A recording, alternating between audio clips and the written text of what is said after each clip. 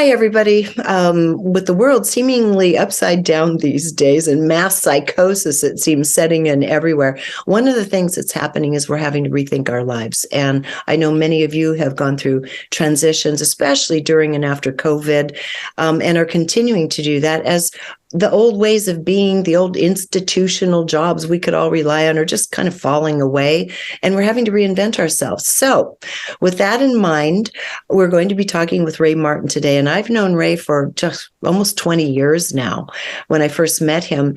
And he is a poster boy for unplugging from, quote, the good life, the successful life as a London businessman and going his own way. And he's going to tell us a little bit about that journey and what it entailed. So, Ray, it's good to see you again. Yeah, marvelous. I'm so happy to see you reconnect after all this time. I know we met in, I think it was late 2000, December 2003, was it, when you were over? Something like that, yeah. Yes. That's right. That's right. 2003, late. And December 2003, 19 years ago, we met. that's exactly right. That's really when your story began.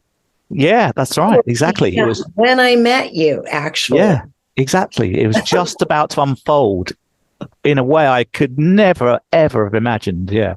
So let's set this up just a little bit. Okay, so Ray, you had a very successful business going with your former wife, Charlotte, who we call Charlie, and you're very close friends with Scott Meredith, whom I married, and that's why I have the name Meredith, and we started Conscious Media Network together. I met you too, you and Scott, I met the same day in Sedona, Arizona, when your life had fallen apart and you were just a puddle kind of trying to figure out what's next. And you landed in Sedona, Arizona. We all met through our friend Paul. Yeah, that's right. I remember writing about that in the book, and the way I described it was like standing in a 100-meter wide bomb crater and just surveying the damage of my life, which it literally evaporated within a few days and weeks. I know it did. And at the time we were hearing about it. And so you had built a very successful consulting business. That's right. Business consulting business. And you and your wife, Charlie had built it together. And then you started becoming that person, that kind of man that you hadn't bargained on becoming. You were starting to bark at people a bit, age prematurely. You said side by side, you were looking more like your father than your father's son. That's right. Your wife clearly was not having her best moments. And ultimately, she ended up with another partner. So let's just pick it up with what happened to your life when it fell apart and then really catapulted you on this amazing journey that was supposed to have lasted 2 years, but lasted 14. Yeah, well, the first thing it did was it kind of sent me into a year of sort of depression and paralysis, if I'm honest. Yeah. And in that year, I was desperately searching for a way to get answers to get myself out of it. I was really looking hard and talking to many people, reading books. And I read this book, which I think probably had the biggest impact on me, called The Top 5 Regrets of the Dying, which is written by a hospice nurse in Australia called Bronnie Ware. And she said she works with people in the last few days of their lives and asks them all the same question: what do you most regret about your life? And she said of the thousands of people she's asked, they all say the same 5 things, no variation, slightly different ways, but the same 5. And the number one thing that they say is, I wished I'd lived my life true to myself. Mm-hmm. And it really hit me like a bullet between the eyes. I thought, wow, I knew I wasn't living my life true to myself. I was a really successful businessman. I'd won the Business Leader of the Year award in England. I was very competent. But all the time I was doing that, I kind of felt I was living a life that others expected of me and not the life I really wanted to be living. Well, actually, you write about that in the book because when you were a kid, you watched other people who were living the life you ended up living, ultimately as kind of a slave to your circumstance and debt and image and so forth. And at the time when you were young, you found that very depressing. That was not the life you wanted to live. No, not at all. I forgot about that. I forgot I even thought that. Yes. Yeah. And then I know there was a time in between where you were part of an experimental community in London where you all came together and used consciousness to have successful business practices that you would all work on and develop together. Very kind of cloistered, really a lot around kind of mind spring and positive potential, human potential kinds of groups. And you guys were doing great. You were young and enthusiastic. So pick it up from there and how you went from that kid to this person in this human potential group to being somewhat disappointed in what you'd become. Yeah. I mean, I remember as a child at school thinking, it's so crazy that people work their whole life, then retire and die a few years later, like literally within 4 or 5 years in terms of the people I knew. So I thought, I don't want to do that. I'm just going to work half my life and earn twice as much money in the first half so I can play and experience and have a joyful, wonderful second half of life. And then I only remembered I had those thoughts when I was writing the book. I forgot, gone from my consciousness before then.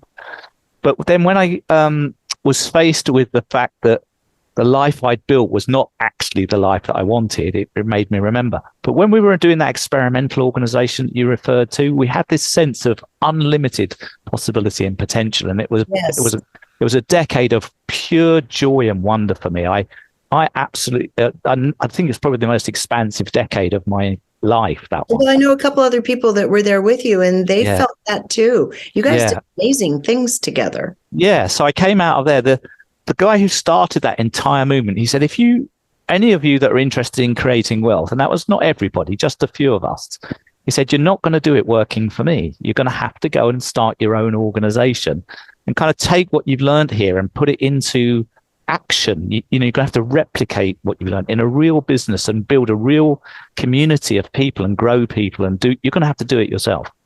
So I knew that was going to happen for me at some point. And around about 33, 34, I knew it was time. And Charlotte, or Charlie, was my girlfriend, and she was also in that organization. And so the two of us just colluded and said, let's do that together.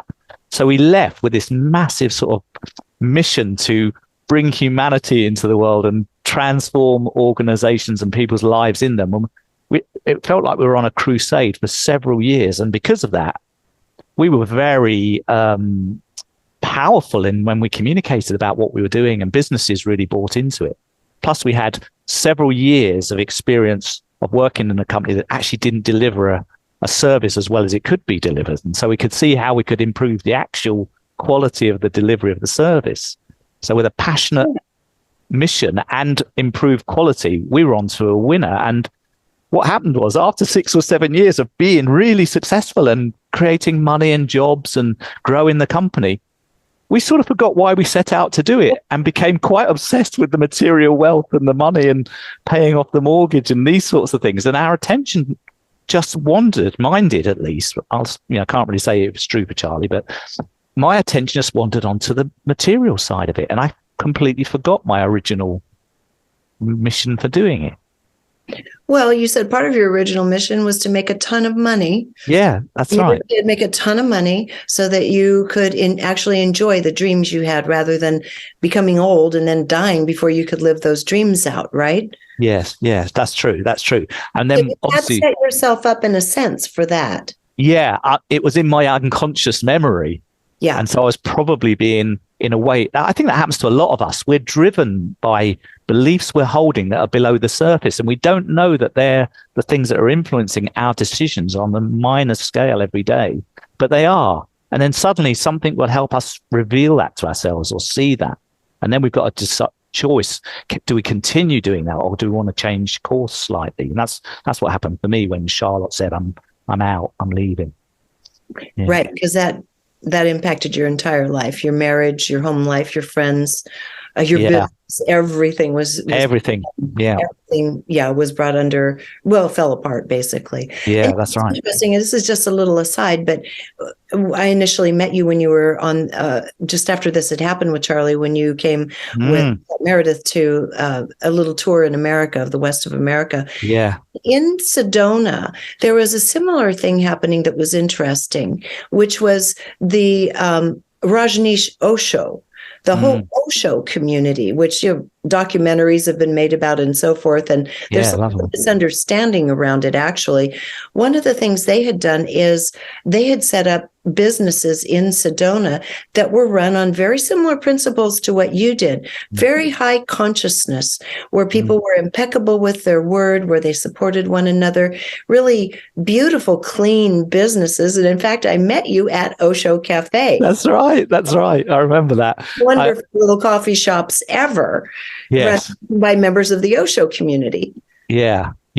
And actually, I remember coming into Sedona because it was one of the very early examples for me of noticing that when you set an intention, magic can happen. So I'll give you I'll flesh that out for a sec. So Scott and I were in the car and we were on our way to, I think, the Grand Canyon. And we both said, we didn't really want to go to the Grand Canyon. We said, where else could we go? We said, well, let's go to Sedona because we seen on the TV that an old friend of ours was living there. And we knew he was there, but we thought, how are we ever going to find him? He's like in a city of 10,000 people or however many live there. I don't know how many there. But we thought we have no address, nothing, no phone number, no contact information. We hadn't seen him for 15 years. But we drove into town with the intention of trying to find him. When we went to the first shop, we parked outside. We thought we might be able to get some help, like a crystal shop or a new agey shop. We went in and said, we're looking for this guy. He might be called Lawrence. He might be called Paul. We're not sure. Oh, yeah, the English guy, the painter. Yeah, here's his number. Everyone knows him. We found him in 10 minutes. And at that time, he was probably my best friend in Sedona. Yeah. So I would go to the shows in the morning for coffee. Yeah. And exactly. That's the story goes, and you continue the story. Exactly. So then, like within 5 or 10 minutes, he was there at the shop that we'd called from and to meet us. And he said it was wonderful because he said, now you're here, you guys, as much as it's a shock to see you after 15 years, you don't need to be tourists. I know people in the town. We can meet some of the people that I know. We maybe hang out with them, etc.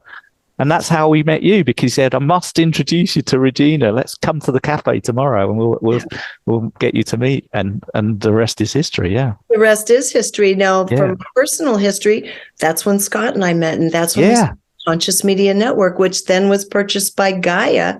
And we started this whole streaming of conscious material literally within a year of that meeting, which was a big deal at the time because it wasn't being done. It was kind of before YouTube. Yeah, right. It was. It was a big deal. And we did that for 7-8 years together. And then Gaia, purchased CMN, and the rest of that is history. And I remember sometimes on later visits to your home where you were recording some of the interviews I watched just in admiration of the two of you and what you were doing, because you built such a huge community of viewers there was obviously a really unmet appetite for that kind of information. So so that was our history. So now you have to contend with the rest of life. Your little familiarization tour with the U.S. is over. And now you have to start thinking about what are you going to do with your life? Well, I tried to figure out what do I do? How do I rebuild? How can I? You had to sell the business, right? No, but that was much later because I was, first of all, just trying to work out what were the next steps to take. Yeah. And I couldn't. I was stuck. I couldn't see. I was visionless, etc. And a very old friend of mine said to me, if you've ever reached a place where you're stuck and you can't see anything and everything looks bleak, one of the things that I would advise is you go and help someone else for a while and put 100% of your attention on them. And just so when I remembered that, it coincided with a really good friend of mine in Australia. I found out she had cancer. And so I recalled, with this in my thinking, I called and said, do you want someone to come and help you, support you, and be with you while you're having your treatments and take care of you? Because I'd like to do that. And she said, yeah, that would be brilliant. So I flew to Australia with the intention of simply forgetting about my own problems and helping her. And after I'd done that for a month, I visited another friend in another part of Australia who said, oh, me and my mum are going to the theatre tonight. Why do you want to come with us? So I did. And we're sitting watching this play in the theatre, and halfway through in the interval, I'm reading in the program about the play we're watching, and it says, we're going to audition for the next play in this theatre, and it's an English play about a member of parliament. So it just made me turn to my two friends and said, God, they should ask me to be in that play because I'm English. I would speak with the right accent. You're just being cheeky and joking. cheeky and joking. I mean, it was a real experience as an actor. None whatsoever. And not only that, my sister-in-law is a professional actress, and Annie, who's one of the characters in the book, was a part-time actress as well. So I knew that was a tough life and a competitive life and all that sort of thing. But my friends said, well, why don't you go to the audition at the theatre? We know the director. I said, oh, come on. I'm not an actor. I've never done any acting in my life. There'll be lots of people there be way better than me. Plus, I've got clients in England who need me to be at home and work for them, and I need to pay my mortgage, and I'm stuck and I can't do it. And so they said, oh, okay, fair enough. Why don't you just go to the audition for fun? Don't try and even be in the place. Just go and enjoy it. You're still here. So I did. I went and I threw myself into it, Regina, 100%, because I've been taught to always give things 100%. And you know what?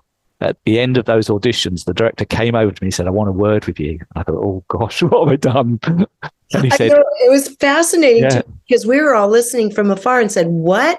Ray is now going to be an actor? Are you kidding me? Yeah. I mean, I would be terrified of taking part on stage. Yeah. I mean, he basically said to me, look, we know you have no experience, etc., but you were perfect in the auditions. And with our support, we think you'd be the best person to play the lead character in the play. 400 lines of script a night, kissing two women on stage, moving a dead body, the comedic element of the play. And I said, are you sure about this? Because I think you're crazy. But he said, no, we're sure. So I called each of the clients that I had and said, this is what's happened. I know I made a promise to you and I never break my promises. I'll come back and work with you. But I'd really like your blessing to return to Australia and delay the work, because if you give me your blessing, I feel like I'm being called to do this by God. I said, it just feels too weird to be a mistake. I feel I'm being called to do this. And all of them gave me their blessing. So 2 days later, I returned to Australia for 3 or 4 months and I was in that play. And it was fantastic. Changed my life. I remember that. It did. You had levels of kind of confidence. And not only that, you were willing to take risks and explore after having put yourself on the line. When I talk about that sometimes with people I work with, the deeper meaning of it was quite powerful, because what I realized, and I think it was because of the specific opportunity it was, which was I was being asked to become a character, to learn the voice, the walk, the beliefs, the images. I had to become this character called George, and I had 3 months to become him. And so every time I went on stage, I was going on stage as George, not as myself.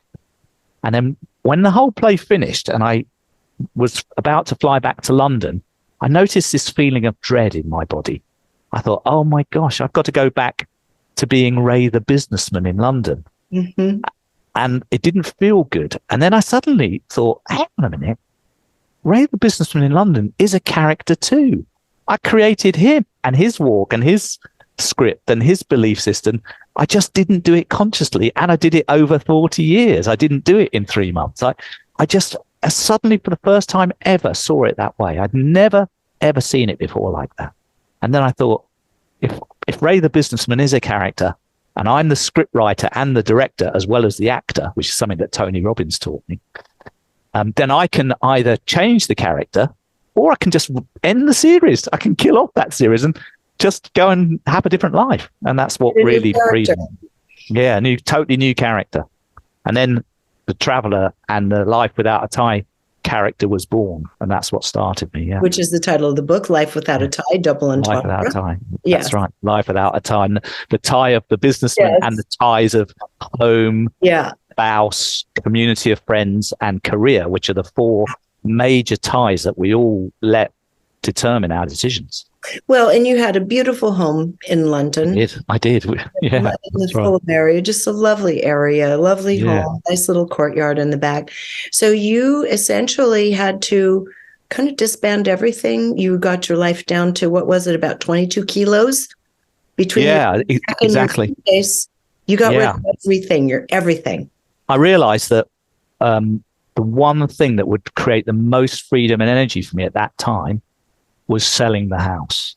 And if I did that, it would change absolutely everything. And so I sold the house, but then it left me with a new problem, which is, what do I do with all the material stuff I've acquired over all these years? The house is packed full of it. And I remember those guys called the minimalists, Ryan Nicodemus and Joshua Fields Milburn. I think they made a film as well on Netflix, but they wrote a book about living as minimalists. and they put all their stuff into boxes and left it in boxes in the hallway for a month and just monitored the things they actually used. And it was about 2% of what they owned. Yeah, we don't realize that. Yeah. But you pepper that through in the book about these trends. Yeah. For example, that in 1950, I remember you wrote that the average square footage of a house was about 950 square feet. Yeah. Homes for families. That's what we all grew up in. And by the time you started writing the book, it was, I think, 2,500 square feet. Yeah. That's a lot more stuff. And of course, the storage industry has just been booming. Yeah, that's true. What to do with their stuff as we are all starting to downsize now. Absolutely. So your process was extreme downsizing. It was extreme and took a long time. It took me 3 or 4 months to list everything, picture everything, describe it, and find buyers or takers for it, because I gave some of it away. But eventually I got it down to a bag of clothes and a laptop, and that was the day that I was able to leave. Okay, so now you leave. Yeah. You decide you're going to head. Why did you choose Chiang Mai? Why did you choose Thailand?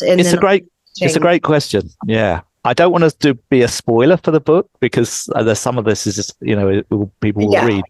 But the short version is that when I was in London working out how to sell the house and get rid of all this stuff, I actually started a relationship with a woman called Annie. And she was great. And she had already, in her life, on her part, she was already going to Thailand. And I said, okay, fair enough. Well, have a nice time there. Good to have met you. And thinking we'd never, ever see each other again. But then during the months that I was dismantling my life, we got more involved. And eventually she came to the view that actually maybe we could travel together. And she suggested this to me. And so by the time that I left, the two of us were intentionally going to go and travel around Thailand together, knowing it might not work out, but at least we'd have those first few months and we could explore and enjoy the travel and maybe go our separate ways. And so that's why I went to Thailand first. And the two of us eventually got to Chiang Mai because we'd heard so many people talk about it. And when we reached there, we thought, oh man, this is like heaven, this place, heaven on earth. And we found out that we could both do our Teach English as a Foreign Language qualification at the university there. And it would take 4 or 5 weeks and it would enable us to teach. And we thought we might be able to do that while we were traveling and earn some money. And for me, I'd never been to university. So for me, it was like being able to put a missing piece of my life puzzle in. I got the chance to go and be a university student for a few weeks, and I loved it. I absolutely loved it. So that's why we ended up in Chiang Mai. And then we became part of the community there with other expats, because Chiang Mai is a huge expat community. Well, yes, in fact, Scott and I joined you there for weeks at one point. And that's right. What was interesting prior to our even coming there is once you got there, now you're a person you have a girlfriend, you're in Chiang Mai, there are other expats, but now the realization is settling in that you don't really have a purpose day to day anymore. And so some other people living the expat life right now. And the difference is one of them is still actively working. It's just that she has an online business.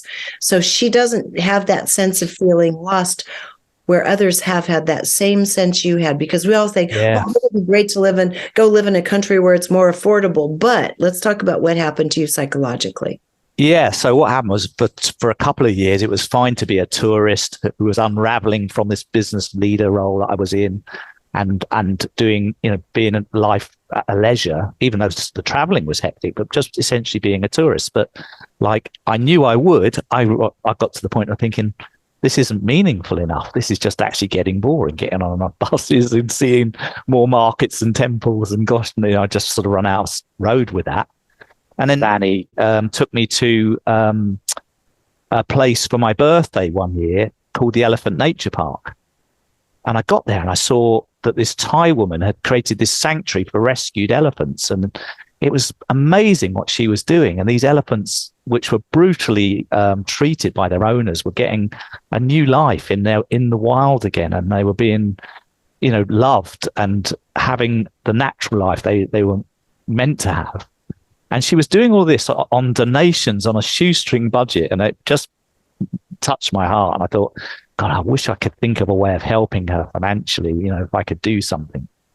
And then later on that year, I went to Nepal with Annie, trekking in the Himalayas. and we organized a picnic for some kids at an orphanage in Nepal, and we saw with our own eyes how much joy that created just from spending $25 on a picnic for a day.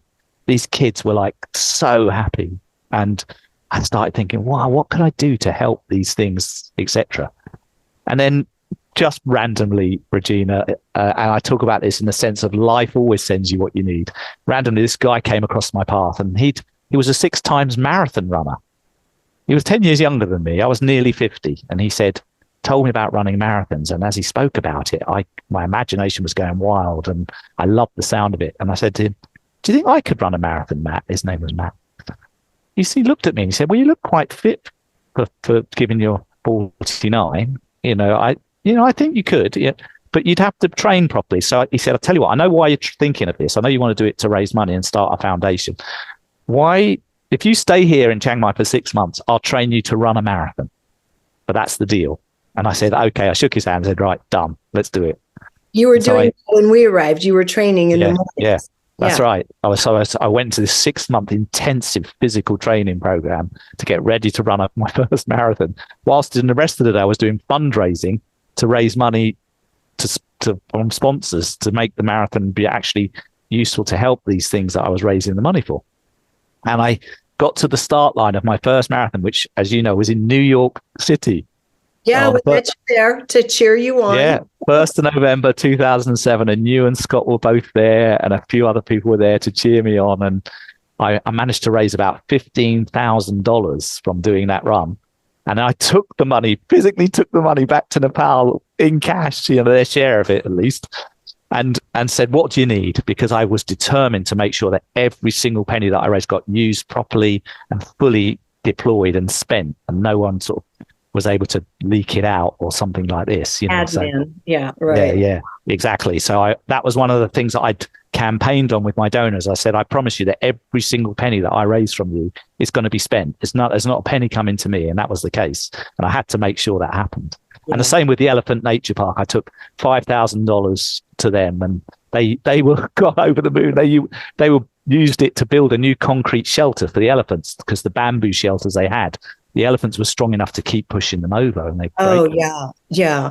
Well, and just adding on that, because we also went to the elephant sanctuary. I remember, that's right. And I interviewed Lek Chilert, this tiny little woman who'd done this Herculean feat of getting this space together for these magnificent animals. And I think you can't go to Lek's place and not fall deeply spiritually in love with elephants. You can't. We were both there when little Fa Mai was only. Oh, wasn't that amazing? And I remember she crawled up like a little puppy onto my thigh. I was down on my haunches, and she crawled up onto my knees, and she rolled over, and Scott was petting her tummy like she was 300 pounds, but like she was a puppy. And just the individuality of the personalities. And do you remember the auntie who was taking care of the blind? Remember one female? I do. Blind one, and took her everywhere with her. Yeah. I mean, it was one of the most magnificent experiences of my life, was to go there, thanks to you. And so I'm just saying this now because if you belong to Gaia and you go to the CMN archives, I think my interview with Lek Chilert is still available on Gaia. Oh, great. Fantastic. Footage we all took together that day. That time. It's impossible to go there and not be moved, isn't it? It's just brilliant. Yeah, and that you were able to do that for her was just heartwarming. I hope you're enjoying this video, because if you are, there are dozens more like it on my site, all supported by people like you. So if you'd like to keep this work rolling in and join our community, just click on the Patreon button at reginameredith.com. That also gives you access to insider commentary, my live book club, and other live events with special guests. So join in. Thanks. So now you've run some marathons, you've committed yourself to raising some money. Now what?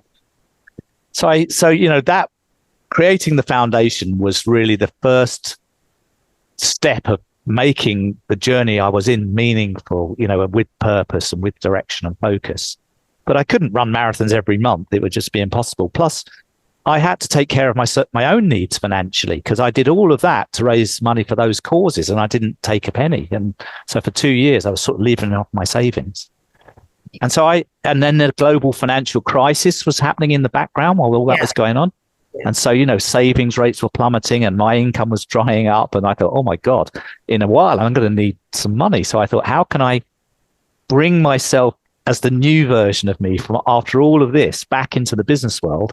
I don't want to be the old Ray, the business leader, but I have a lot of business knowledge and experience and an appetite for helping people based on what I've learned from this journey in the first 5 years. So I really can see myself being valuable to people in the business world.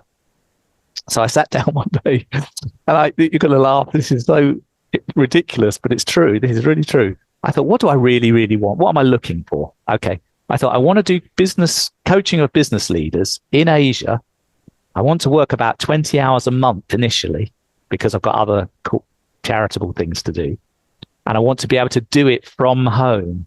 And this was in 2010, before virtual work was a thing. No one was doing anything virtually. It was all face-to-face. I thought, I don't want to travel to work face-to-face, especially one-to-one coaching, for 2 reasons. One is it's expensive for a 1 hour session to fly somewhere. And 2, it means buying lots of suits and ties and shirts that I don't want. Well, they wouldn't fit in your backpack anyway. Yeah, exactly. So I thought, so that's what I'm looking for. I said, that's impossible. No one is going to have an opportunity like that. But let's see. So I went onto LinkedIn, and I fired off a message to a couple of coaches who were based in Asia and said, I'm new here. I'm looking for this part-time freelance coaching opportunity. Who should I talk to? And they came back and said, there's only one person you need to contact. His name's Warrapak. Get in touch with him. And so I did. And he said, are you coming to Bangkok? And luckily I was, about a week later. He said, come and see me. And I did. And I told him my background and what I was doing and what I was looking for. He said, okay, I can think of 2 or 3 people I can connect you with I think are going to be useful. Send me a profile. Do you have one? I said, yeah, of course. But I didn't. I made one up in the airport, as I left, sent him it. And the next day I got a call, or 2 days after, I got a call from a woman in Singapore saying, my name's Danielle. I've been told about you from Warrapat. I've seen your profile. She said, we're a new coaching outfit that's just launching in Singapore. We've got tons of clients, but we don't have enough qualified and seasoned coaches. And we know you're not available more than 20 hours a month, but we desperately want those 20 hours a month. Can you?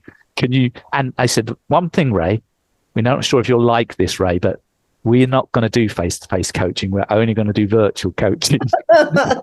I said, you're kidding me. I couldn't believe it, Regina. The universe gave me exactly. I mean, it was like exactly the spec. By this time, though, you had started listening. Yeah. You had made it your decision that you were going to start living more through your feelings than where your head was taking you. And Correct. For a guy who'd been, by this time, when you're still in London, you were necessarily quite in your head. This was a bit of a switch to have to start trusting these nebulous things called feelings to guide you, which you've done splendidly by. What was that turning point for you where you learned that you could rely on your instincts and your feelings? Yeah, it was not one moment. It was a gradual process, but some of the key things that helped me transform that in myself was when my relationship with Annie ended, which it eventually did after a couple of years. I saw that I was very impenetrable emotionally. I was she gave me a book called Undefended Love.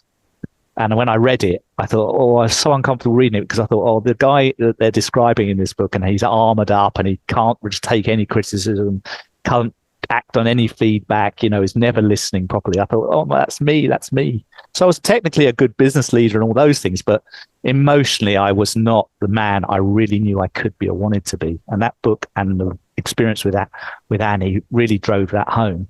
And so you might remember that I actually then signed up for a workshop that the authors of that book did in San Francisco and came over for a couple of days and did their workshop. And that was a massive turning point. Yeah. And then they recommended I also did another program called the Hoffman process, because they knew that helped people really dig into that part of their life and remove unwanted negative patterns of behavior if they did certain things. And so I did that program in England about a year later. And it just was a massive release for me. You know, I understood why I was acting the way I did, because it went right back to my childhood. And I didn't really understand how those patterns got embedded when I was much younger. It all happens when you're young, it's all unconscious, and you need something to help you bring it to your consciousness. But most people don't take the time for that discovery, but you did.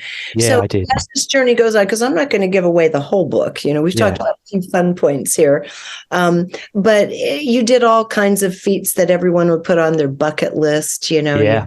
You did the big ones, and then you were left with, okay, I've done all that. Okay, I've raised my funding for people. And you decided to go ahead and document what the journey was like. And I have to say, I had read your blogs, but you're a really good writer. So I thought you did a beautiful job articulating a lot of emotion and a lot of the conflict of emotion that normally men have a hard time kind of getting themselves around. I think you really did a beautiful job explaining the internal journey that you went through to give your old life up and start a new Ray. Yeah. Thanks for saying that. I mean, that was my challenge as a new writer. I mean, I've never written a book before. And I had some great editors I worked with who coached me on, helped me improve how I was writing as well, and sort of tap into the emotional parts of the story. And that, I think that's the challenge with life, isn't it? You know, how much we allow ourselves to be vulnerable and share transparently that vulnerability with others, which creates trust, connection, safety, openness. It's beautiful, you know, but I wasn't in the habit of doing that. So most people aren't in the habit of doing it. And what you just said really is the journey. You took a dive into the unknown and allowed yourself to be vulnerable in every respect. And people are so terrified of being vulnerable, so terrified of not knowing, of being made a fool of having something fail, all of which you did and I've done and we've all done. And what we forget is when we're reading books and we're watching films and such, we fall in love with the characters in their moments of vulnerability, yet we get those moments in our own selves. Yeah, that's right. We don't want someone to see us as weak or uncertain, you know. No. And you did that, Ray. You really did. You did it live. You did it with money. You did it with stature. You allowed yourself to be stripped bare in all of those ways. So because I don't want to give up all your adventures so people can read the book, and it's fun. It's a fun read for themselves. Let's now get to the point where, okay, you've mastered all the bucket list stuff. Yeah. You've done charities. You've got some of your business back, and now you're back in England. So let's talk about where you are now in life. You've launched the book. Now what's going to happen? Who is the next Ray? That's a great question. I mean, I'm kind of working that out one day at a time at the moment, if I'm really honest. You know, I mean, I know I should have probably a cuter answer than that, but I know I'm built to serve people who want to live life true to themselves. That for me is the clearest I've ever been about my own purpose for being alive. So I get most of my joy from seeing someone really find their true path. And I do that with friends, with my family, with clients. Whether it's my paid work or not, it's my joy to do that work. So I want to do more of that. And the book was a way of me sharing how I found my own path. So to kind of flag for people what some of the things are in that journey. And it won't be the same for anyone else, but at least it gives a sense of the kind of things you encounter and the kind of thoughts and decisions that present themselves to you, etc. So I'm wanting to do more of that kind of work with people who can have impact, you know, with business leaders. I'm working already in the UK, particularly at the moment, although I actually have one program where I'm working with a global company with people in different countries, but mainly in the UK, where I'm working with business leaders to become better, more rounded leaders, because my view of leadership has changed because of this journey. I used to think it was all about power and authority and kind of who shouts the loudest and things like this years ago. But now I think being a great leader today is is about self-mastery. It's like, if you cannot lead yourself, if you can't master your own emotions, your own thought spirals when they happen, your own reactions to things, if you can't master any of that in yourself, then you're not yet able or ready to be a great leader. That's part of the mastery of life. And so I'm working with people who have been successful in business but still feel behind closed doors that they're just not the person they know they can be, that they're actually have things about themselves that they if they were really honest, they know that they will want to change. Yes. And one of the things I'm thinking of while you're saying this is these same principles apply, whether it's business or our personal lives. Yeah. Being a leader is not a business role. It's a role in life. Yeah. It is, exactly. And a lot of people watching this right now are women, and it's a little different for women than men, in that we always seem to feel not just connected to, but responsible for. Other members of our family, our friends. And for us to just cut loose and say, I'm leaving y'all and I'm packing my 22 kilos and I'm out of here, is oftentimes a little more difficult for women, especially if you've had children or you have aging parents and so forth. So what would you say within the context of maybe not being able to sell all your stuff and leave, to still find that internal freedom for people who do have obligations in the world still to others? No, it's a really good question. And I touch on this in the book because I was asked to include in the story what my own rules for being happy were. And when I thought about that deeply, one of the things that really struck me was that, because the story of running the marathons. Well, Matt, my running coach, he made me first work on my core strength before I started training for the race. Because if you don't have good core strength, the rest of your training doesn't work as well. So we were focused on abs and core things and did lots of exercises to build the core. And I think it's the same in life. Like, core strength in life as a self-mastered leader are things like knowing what your values are, knowing what's most important to you in life. This is very important information. If you have this information about yourself, you can make much better decisions. Knowing what your vision is. How does an amazing life look in your terms? How would you paint the picture? Knowing, if you have a purpose, what it is, why you're here. Knowing what beliefs that you hold and really empower you, because we've all got beliefs that we hold to be true in our head, and they really make us behave great. Like, I believe it's really good to be generous, and people with that belief are generous, and it really works. We've also got beliefs that limit us. Oh, I believe I'm not good enough, or I'm not qualified enough, or I'm not smart enough, or I'm not old enough, or young enough, or whatever it is. Those are the beliefs that really sabotage us. So you've got values, purpose, vision, beliefs. You've got what this guy, Sir Ken Robinson, coined, your element. I think that's what you do, Regina. When you're in your element, you've got your strengths, what you're really, really good at, and what you love. And those two things intersect, and that's you in your element. Yes. And so, and anyone who can move in their lives towards spending more time in their element is just going to be more blissful. Absolutely. There's no doubt about that. So I can go on, but those are some things that I know to be true. I know to be true for me. And I've spent the last, decade working with people to find out what those things are. But to find those out, it's not easy sometimes. It takes going through a lot of sort of uncertainty and not knowing first and sitting with the questions. So in this time of change, then, you said you're consulting with businesses. Do you also chat with people who, like someone watching this who says, God, I feel a little bit stuck myself and I can feel change trying to blow through me and I don't know how to get going. Do you talk with them?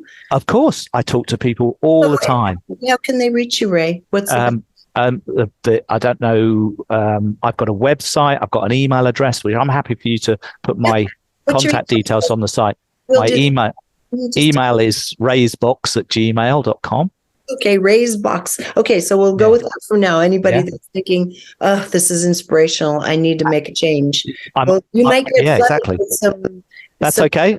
I'm on LinkedIn as well. LinkedIn is the easiest and best way, because on LinkedIn as well, you can see a lot of the clients that I've actually helped have written the stories of the work we did together on my profile. So there's a lot of there's a lot of stories about what value people have received there as well. So yeah, that's a good place. Ray, I know you didn't expect to see any of this in your life when you were London's Businessman of the Year. I mean, I didn't, yeah. Quite an honor. And you didn't see what was going to be right around the corner for you at the time, which was very painful too. So I just want to say thank you I'm so glad that I got a chance to know you along the way, and we've had some fun intersections along the way. And I'm very grateful that you've written your book so that it gives other people a little bit of courage and encouragement and inspiration if they're feeling the winds of change at their back, and a lot of people are right now.